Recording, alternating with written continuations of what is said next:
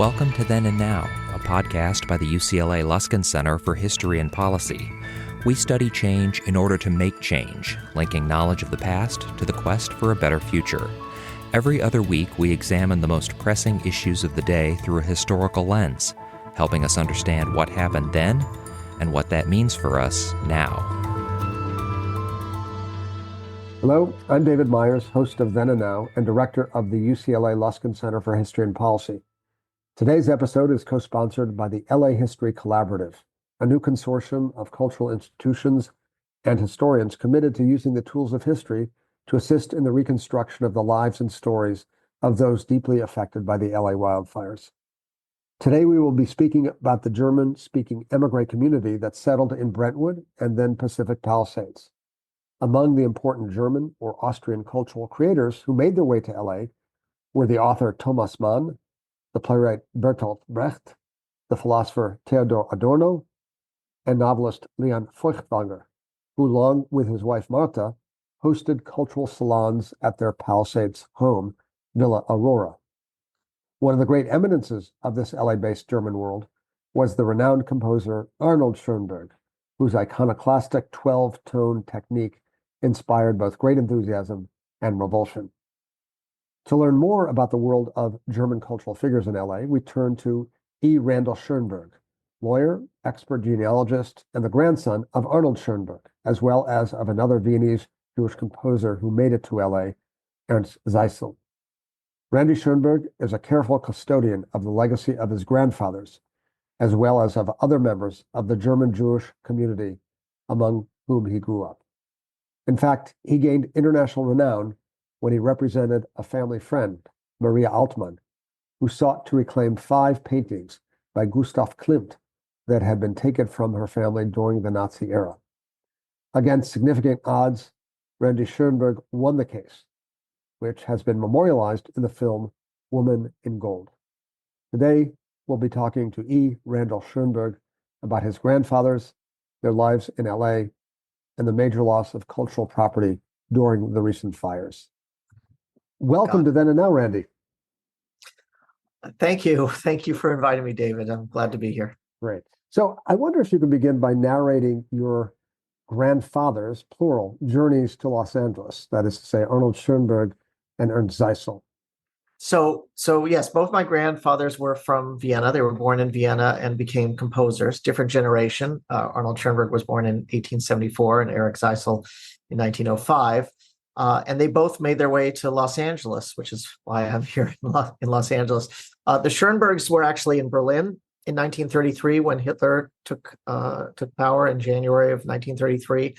And one of the first things that the Nazis did was attack the universities and professors in the university. He was the professor of composition at what they call the Musikhochschule, which is sort of the premier university instruction in Berlin or in all of Germany for composition. So it was a very prestigious position. And he was immediately under attack. And then that was in March and April of 33. In May of 33, my grandmother's brother, Rudolf Kolisch, who was a famous violinist, was on tour, and he sent a telegram saying, "Change of air recommended." That was it. And they left on the night train to Paris. So they took a midnight train. Has that telegram been preserved? Yeah, there's notes of it in my grandmother's diary and all of that. So it's it's a pretty dramatic. So they just left that day. My Aunt Nuria was 1 year old, so they had a baby, and they left all of their furniture and everything back in Berlin, and it was sent then after them. They lived for the summer then in Paris. My grandfather actually reconverted to Judaism back in Paris. After having converted to Christianity in 1898? Something like that, yeah. And they spent, I think, summer on the coast. And then my grandfather was able to get an offer of a position at what he thought was a big conservatory in Boston or in Brookline, Massachusetts, called the Malkin Conservatory. It ended up being a startup one-room conservatory, and so he commuted from there to New York and gave lessons and things like that. He was 59 years old. And then that summer of 34, he had had some asthma attacks during the cold winter, and a doctor recommended that he move out to California. So in September, I think it's September of 34, the Schoenbergs made their way out to Los Angeles. And by 35 or 36, they rented the house where my family is still living in Brentwood on Rockingham. So they were relatively early, I guess, among the emigres, because most didn't arrive until much closer to 1940. The story of the Zeisels, my mother's family, they were living in Vienna when the Nazis invaded and annexed Austria in the famous Anschluss in March of 1938. And it was a real shock, whereas in Germany, the Nazis sort of gradually over time made things worse and worse for Jews. For Austrians, they were doing fine until all of a sudden they were really not doing fine, and they were under threat immediately with all sorts of draconian laws. So my grandmother, who had been a lawyer, started trying to find a way to escape, and she wrote letters to everybody named Zeisel in the New York phone book, and got an answer back from one. The story is they thought that he was a very important person, because in the phone book it said after his name PLB, and she didn't know what PLB meant because it doesn't really translate. Plumber doesn't really translate the same way in German, and so she thought this person was very important. They wrote back, and then that guy then a little bit later, his synagogue, I think, handed out affidavit forms. They were sort of preliminary forms, really no legal significance at all, but they look sort of fancy. And so he signed one of these and sent it to my grandparents. The plumber Zeisel. The plumber, yes, Morris Zeisel, who was not a relative, by the way. There's some Galician Zeisels that he descends from. And the artist Peter Max is part of that family, by the way. And so with that piece of paper, then they prepared to escape. And they made plans to leave on November 10th, 1938. They had actually train tickets to Cologne, not knowing that November 9th, that evening, would be Kristallnacht, where all sorts of horrible things happened, including a lot of people being rounded up. My grandfather was hidden in the attic for a while, or in the washroom of the apartment building, and they survived the night and then made their way to the train station and were able to leave because everybody was trying to get out, but they were able to leave because they had reserved tickets. So they were with all the tourists in the reserve spot of the train, and they made their way to Cologne and were supposed to meet someone there. And the person met them on the street and said, "Where are you going?" And they said, "Well, we're going to that office you told me to go to." And they said, "No, you can't go there. Everybody's been arrested." And so they just made their way to, I think they took a plane from Cologne to Paris, and they didn't have the right stamps in their passports. But my grandmother took out this piece of paper from the plumber in New York and showed it to the border guard, and he let them go. And so they were able to escape to Paris. They spent a year or so in Paris and then made their way to New York at the end of 39, just before France was invaded in 1940. So my mother was actually born in New York. She was what we would call today an anchor baby. My grandmother was pregnant on the boat coming over, and she's born in New York in 1940. And then by 1942, they had come, when the war started, they came out to California because my grandfather thought he could get work writing music for Hollywood and things like that, which he did for a little bit, but was not very happy about it. So my father was born in Los Angeles in 1937 because his parents had arrived already a few years earlier, and my mother in New York in 1940. So I'm a little bit unusual that I have this really strong interest and connection to the old country, to Austria, even though both my parents are actually born in the United States. But because they each had the identical background, it's sort of reinforced in me, and it's almost like I'm their generation somewhat. So how did Schoenberg relate to Zeisel and vice versa? So they didn't really know each other. They were different generations, different styles of music. Zeisel was much more conservative in style, I would say, although he has some modern elements also. But there was a composer named Hans Eisler, who was a Schoenberg pupil who had gone to Berlin and worked with Bertolt Brecht and all of that. He met Seisel in New York and then gave him a letter of introduction to Schoenberg to maybe study with him. At that time, Seisel was in his early 30s. But my grandfather Seisel didn't feel comfortable doing that. He had no money, of course, to pay for lessons, so he never really took my other grandfather up on that, or used the introduction from Eisler. But instead, they met at a dinner party, which was how everybody socialized.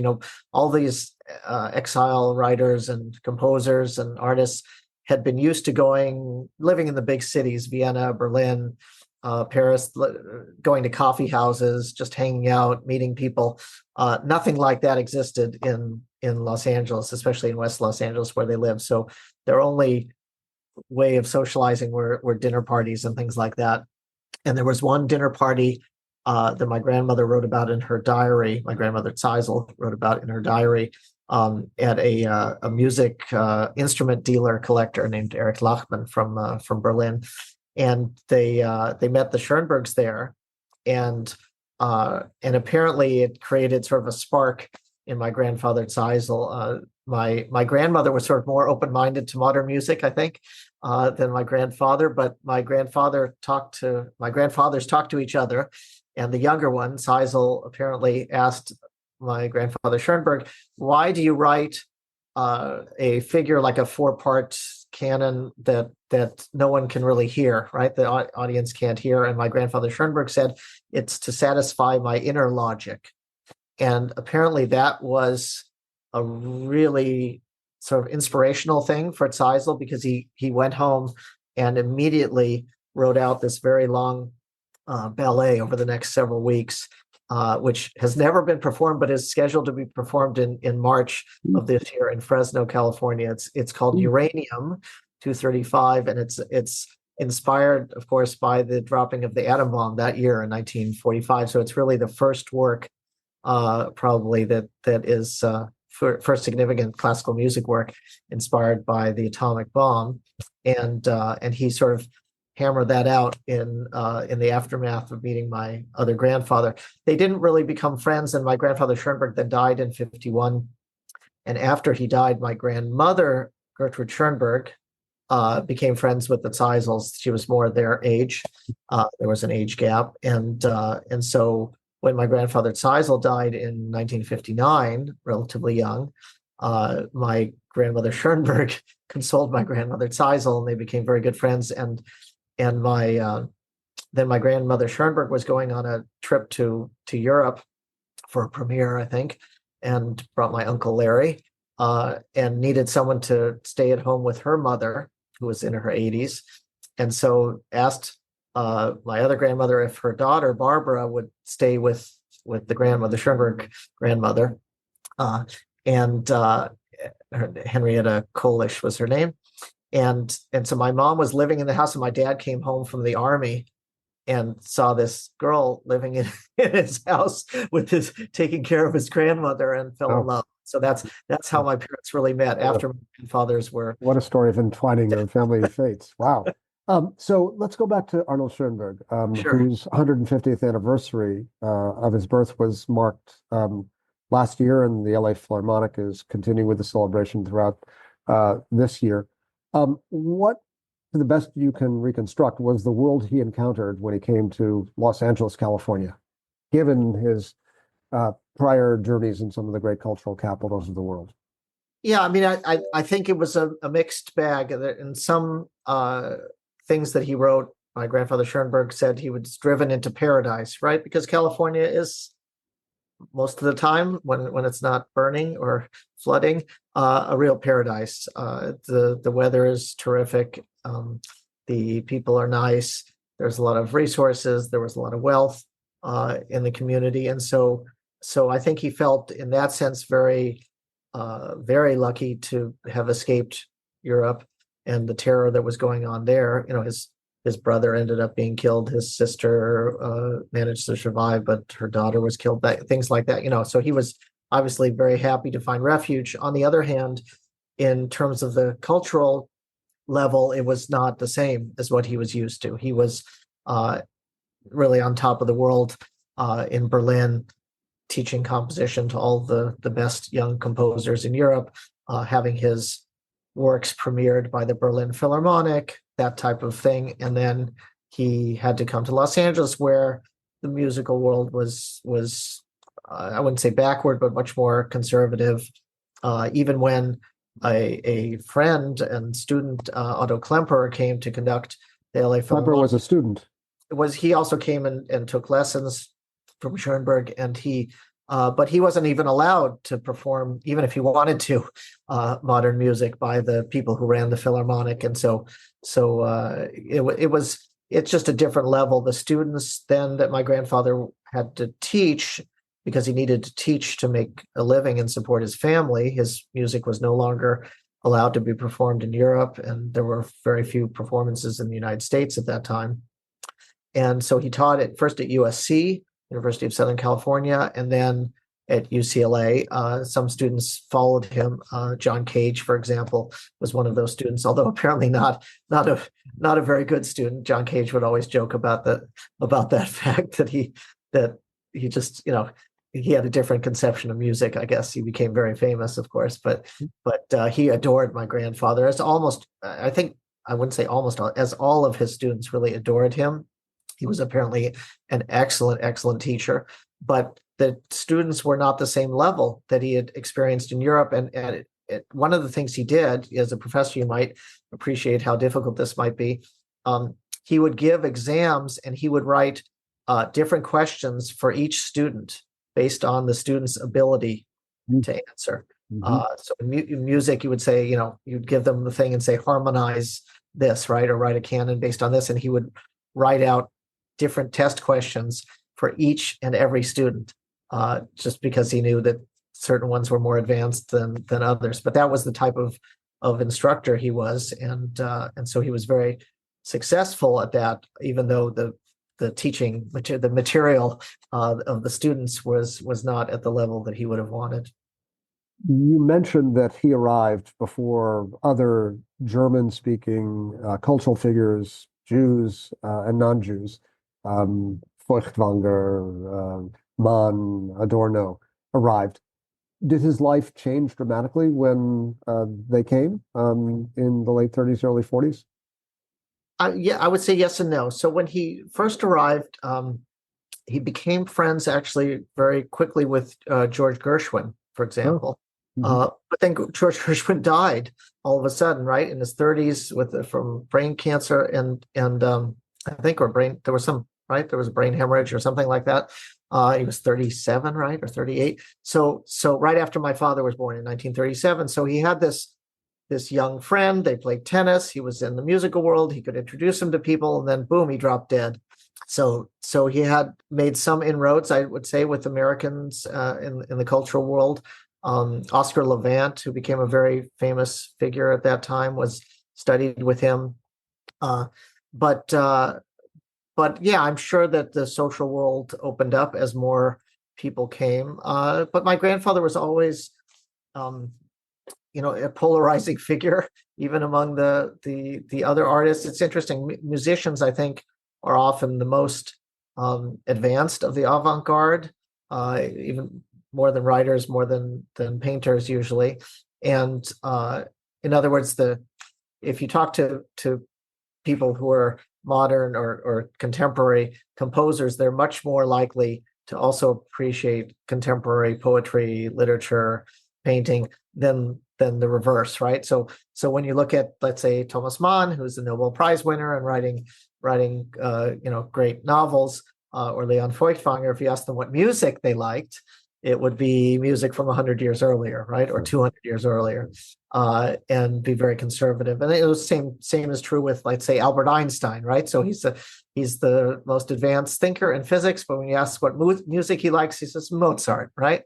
So it wasn't necessarily a match made in heaven when all of these emigres came and came to Los Angeles and joined my grandfather. But I'm sure he did enjoy speaking to people, and people who were at least his cultural level, and also spoke the same language. In German, yeah, exactly.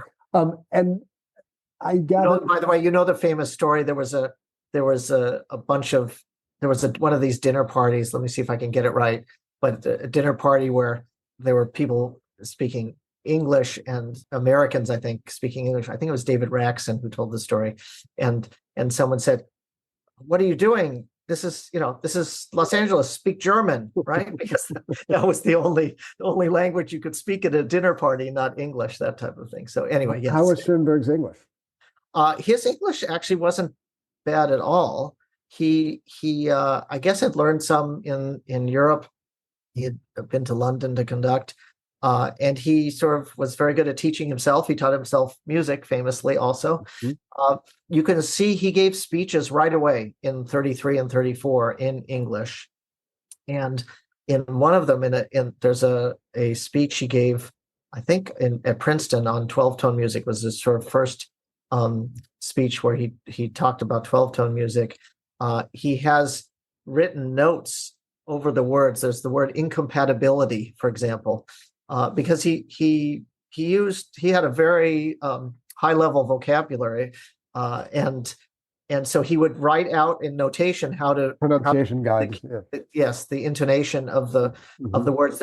If you want to get an idea of his English, there's an interview he did on his paintings for the radio here, and he speaks so well, so eruditely about his own process and thinking process. And for someone speaking a second language that they learned only later in life, it's really remarkable. So his English, but always with a very heavy accent, of course. Right. So was the family home itself a cultural center in Brentwood? Was it a meeting point for the German-speaking Certainly. In my you have to give credit to the women, even though most of the famous artists are the men. The women did all the work. None of the men drove, for example. You'd think in California everybody drives, but all these Europeans coming over as 50-year-olds, 60-year-olds, they never learned to drive, but their wives did and would drive them around. The wives would, of course, do all the entertaining. So we really have to, give credit where it's due. It's the women who made the social scene, not the men. Would sit there and pontificate. But yes, I'm sure the Schoenberg house was. I know that on Sundays, my father and uncle and aunt said there were always people coming over to visit the house and visit him on Sundays. During the rest of the week, he was teaching and working, so there would be people coming in and out, but it was mainly on the weekends. There's a famous journal of Bertolt Brecht. So when Bertolt Brecht escaped through Russia to Vladivostok, I think the Feuchtwangers sponsored or paid for his trip to come to meet them in Los Angeles, and he may have stayed with them, or Eisler, and they all ended up living in the same part of West Los Angeles. But Eisler brought Brecht to UCLA, where my grandfather was giving a lecture, and then afterwards they went back to the house in Brentwood, and Brecht wrote about this in his diary about what a fascinating person my grandfather was. They really sort of clicked more than most of the exiles. I think Brecht had a similar biting iconoclastic disposition. I think just the type of sense of humor is probably what they both enjoyed in each other. Like Brecht wrote about this, that my grandfather told a story that when he lived in Barcelona in the early 30s, before having to flee, he spent the summers in Barcelona and worked on his opera Moses and Aaron. And he said they lived up on a hill, and he always had difficulty going into town and then walking up this steep hill to their home. But one day he saw a donkey, and the donkey didn't go straight up the hill; it went zigzag, right, switchbacks up and forth. And he said from that he learned that you can learn something even from an ass, right? That's how Brecht recorded it. So you can see their sense of humor. With my grandfather, it's interesting. A lot of people were either the brunt of the joke or didn't get the joke, and he's often misinterpreted. But for those who understood his humor, they really liked him a lot. So I think Brecht was one of those. So your grandfather Schoenberg settled in Brentwood, and we know Yes. that later a good number of German-speaking cultural figures, German Jews in particular, settled in Pacific Palisades. And one of the chief centers of cultural activity was the home of the German Jewish author Dan Feuchtwanger and his wife Martha, which was known as Villa Aurora. Um, did either of your grandfathers spend time at the salons at Feuchtwanger's house? Yeah, yes and no, or maybe.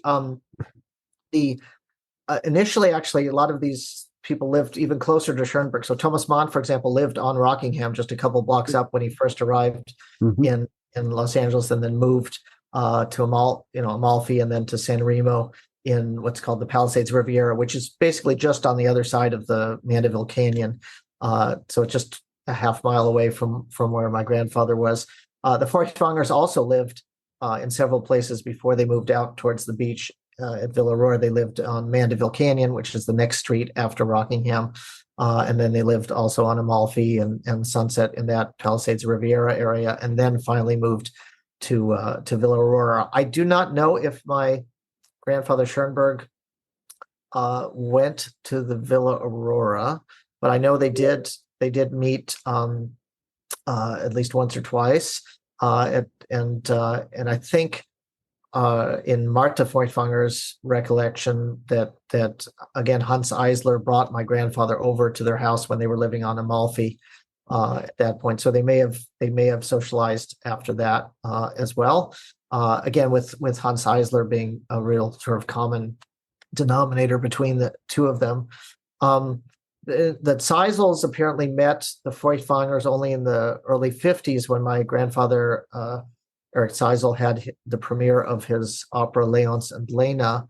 It had been scheduled in 1938, but was canceled because of the Anschluss. And then he was a professor at LA City College, and LA City College Opera put together the first performance. And there was a reception for that concert at the Austrian Consul General's, and the Feuchtwangers were there and they met.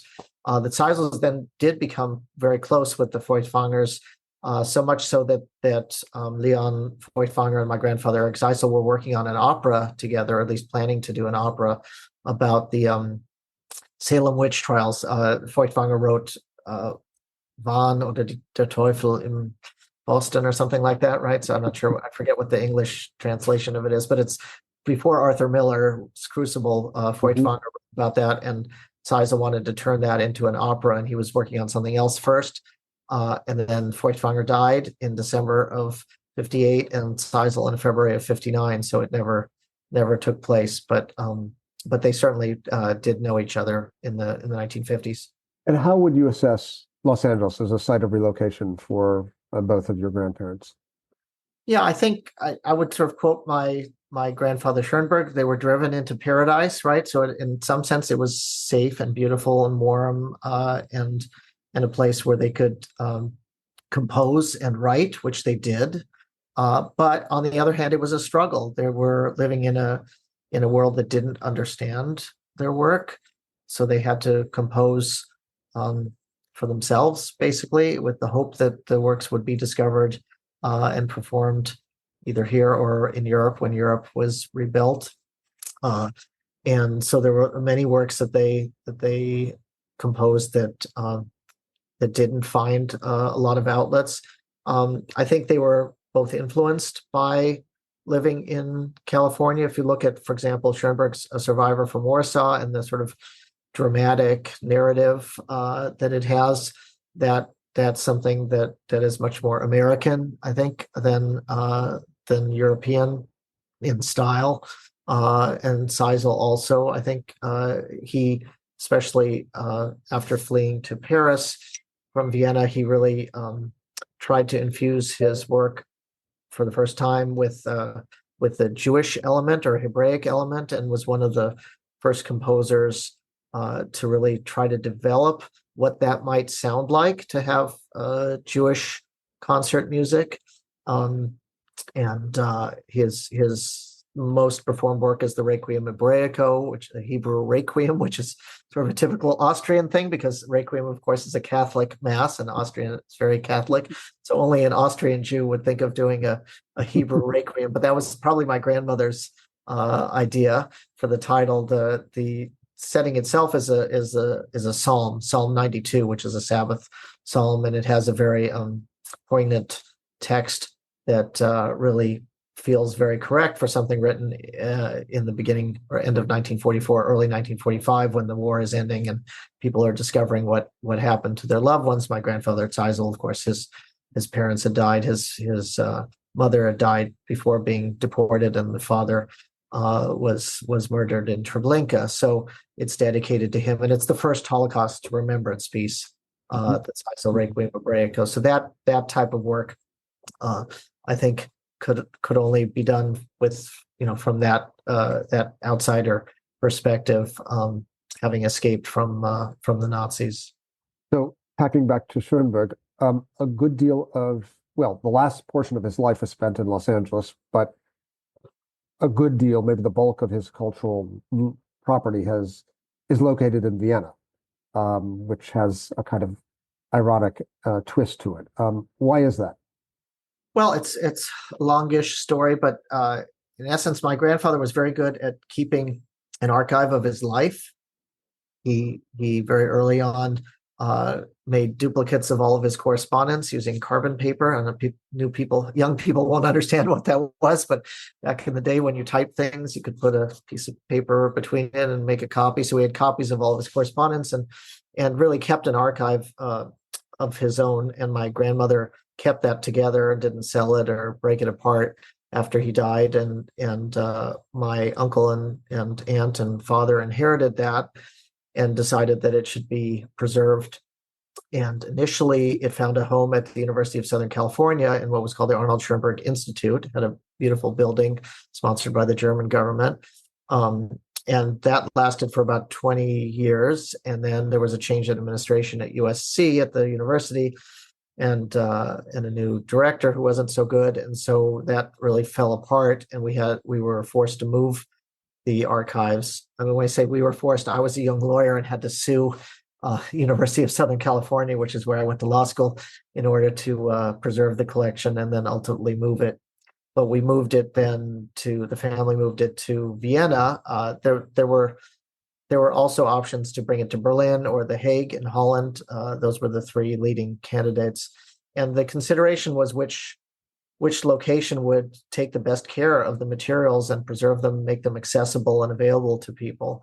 And that requires resources. And the city of Vienna really stepped up at that point and said, yeah, we're going to fund this, and committed guaranteed funding every year for what's now called the Arnold Schoenberg Center in Vienna.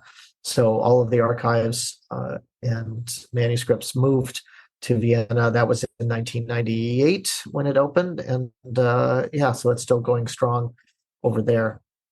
So a key impetus for this conversation is to try to assess the enormous and devastating loss of cultural property in this case, Pacific Palisades.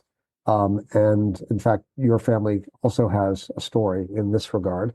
And that is associated with the Belmont Music Publishers, based in Pacific Palisades. Could you tell us the story of the Belmont Music Publishers? Sure. So Belmont, which is sort of a play on Schoenberg, Schoenberg means beautiful mountain, and Belmont is the same thing in French. It was a publishing company founded in 1965 by my grandmother and my uncle Larry, my father's younger brother, who was 24 years old at the time. And the initial goal was to make the music accessible. The music of Schoenberg. Music of Schoenberg accessible. There were many scores that were unavailable. There were things that hadn't yet been published. And so over time, my grandmother died in 1967, but my uncle continued, and then along with my aunt, really built up a collection of materials that they offered for sale and rental for Schoenberg performances. And it's really the rentals that hard to explain maybe, or needs to be explained. when an orchestra performs a piece, they need to get the music, but they don't buy music because it's expensive, and where would you put it after you're finished? So publishing companies offer rentals of parts and scores. So every violin gets a part on their stand, right? So a big package of materials will be rented by the publishing company. So Belmont served as the entity that would rent Schoenberg materials for Schoenberg performances all throughout North America, sometimes South America. There were other publishing companies in Europe that handled performances there, but basically for North America, Belmont was the big Schoenberg publisher. And not only did they make scores of the well-known and established pieces available, but also unknown or unpublished pieces they would print up. And so my uncle had this in the back of his home in the Pacific Palisades that he moved to in the early 70s. And it was just sort of a square building and a floor to ceiling stacked with music. And he and my aunt would get requests for materials, and then they would send them out in a very timely and responsive manner. And unfortunately, the whole house and all of the music publishing company was burned completely in the fires. I was able to. What was lost? Can you catalog? Yeah, so it's all of the music, but beyond just the music itself, which in theory can be reprinted, you have all of the correspondence over 50 years or 60 years with all sorts of orchestras and conductors. And what happens when an orchestra or conductor works with a score and performs it is they'll make notations. Sometimes there are musical questions that have to be resolved, right? How do you slow down here? Do you do a crescendo there? Sometimes there are mistakes in the score that have to be corrected. And these are all written in and then usually kept there and not erased so that the next time it's performed, they don't have to start from scratch. So all of the rental materials would have had hundreds of these markings in them to assist performers when they try to interpret a piece of music and turn it from notes on a page to the music that you hear when you're sitting in the seats. So that's a real loss. And there was correspondence as well with orchestras? Yes, lots of files and files of correspondence. And sometimes people have made arrangements of Schoenberg works, and so the originals of those arrangements would have been stored there and are lost now. So it's quite devastating. My uncle also had an enormous collection, of course, of recordings of my grandfather's music and books and sort of family artifacts that he kept, and all of that unfortunately is no longer here. So, by way of conclusion, I wonder if you can reflect for us on what you think might be an appropriate way to memorialize that which was lost. In some sense, the legacy of that German Jewish emigre community has been wiped off the map, and included with it is this remarkable trove of material from your grandfather. Can you help us think about what might be an appropriate way? The good thing with music is that it does need to be interpreted and performed and played right. It's not like if you lost an original painting, the original painting is gone. You'll never have that exact image again. With music, as long as the notes are retrievable, which in this case I think they are for the most part, performances are still possible. And so we're hoping. I think actually there are some groups like LA Chamber Orchestra, I think, is planning sort of a benefit concert for Belmont, and there may be others who are trying to do that. And I think the legacy in that sense will be reconstituted. I mean, it got to tell you, the paintings are in Vienna too. My grandfather was a painter and had about 200 artworks. Those were once stored in that same building that burned down. And as a matter of fact, in the big fire that in 1978, where my uncle had to evacuate, he was very worried that they would all be destroyed. So they were not destroyed there, and they were not destroyed this time because we had sent the materials to Vienna. If they had stayed here in Los Angeles, they would have all gone up in flames. So I think, at least for the Schoenberg materials, I think it's going to be possible. I think it's still early, and people are assessing what else has been lost, which architecture, for example. There were also Austrian architects, Schindler and Neutra, who came earlier than my grandfather, and some of their houses that they had designed were destroyed. I think there's going to have to be some sort of work done in recounting what's been lost and trying to track down as much as possible to record that very critical history in the time of the city of Los Angeles, where all of these sort of leading lights from Europe as refugees ended up finding their homes here in Los Angeles and sort of planting new seeds in our soil. Yeah. We should add that you yourself lost a home in Malibu, and 3 members of your family lost their homes in Pacific Palisades. Yes, that's correct. Our family lost 4 homes, but we've been here for 90 years, and we have a lot of family members. So that's what happens when you live in one place and it gets hit by a disaster. This wasn't just a fire disaster; it was really the wind that made it special, and that doesn't happen every day, thank goodness. But we've been through a lot this year, certainly, and we're hoping to sort of regroup and move forward. Well, we wish you the very best. We're all staying in West Los Angeles for better or worse. We haven't gotten that telegram yet to get a change of air. Change of air has not come. Well, we certainly are the better for it that you are here in Los Angeles. Randy Schoenberg, lawyer, genealogist, custodian extraordinaire of Arnold Schoenberg's legacy. Thank you for being with us on Then and Now. Thank you. Thanks so much for inviting me.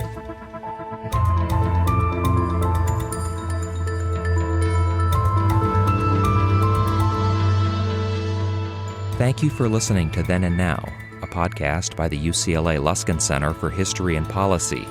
You can learn more about our work or share your thoughts with us at our website, luskincenter.history.ucla.edu. Our show is produced by David Myers and Rosalind Campbell, with original music by Daniel Reichman. Special thanks to the UCLA History Department for its support, and thanks to you for listening.